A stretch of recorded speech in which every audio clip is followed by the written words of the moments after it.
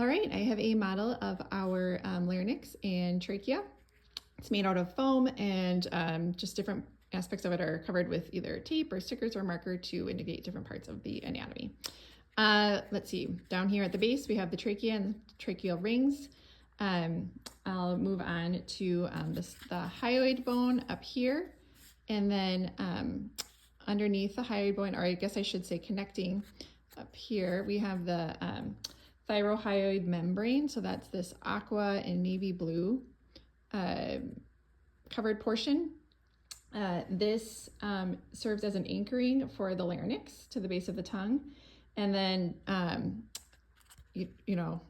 secures and acts as a support for pretty much a lot of that movement that is required for swallowing and speaking. So it kind of goes and continues on down past or between the thyroid cartilage. And we can see that it's connected to the hyoid bone right there.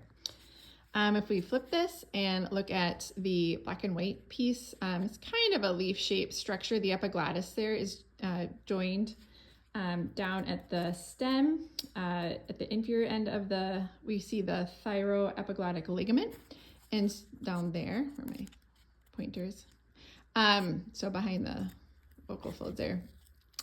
So what that does is that joint and that connection point allows for the epiglottis to move and to cover up this airway during swallowing, and then to obviously be open for speaking and breathing.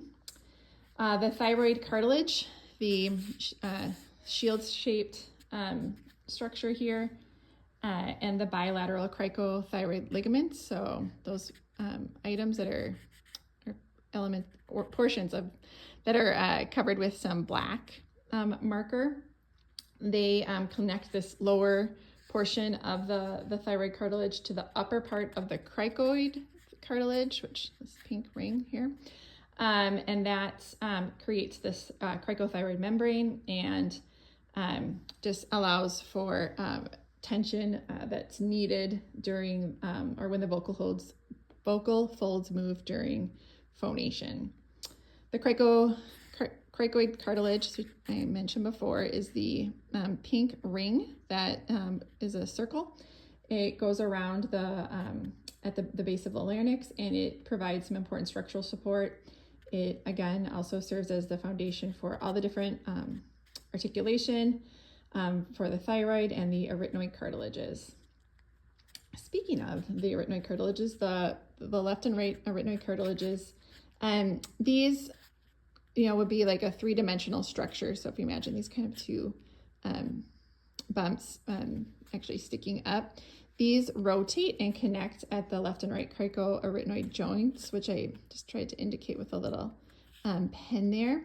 So those move, and they, when they work together, they allow for rotation and sliding movements that open and close the vocal folds for breathing and phonation and protection of the airway.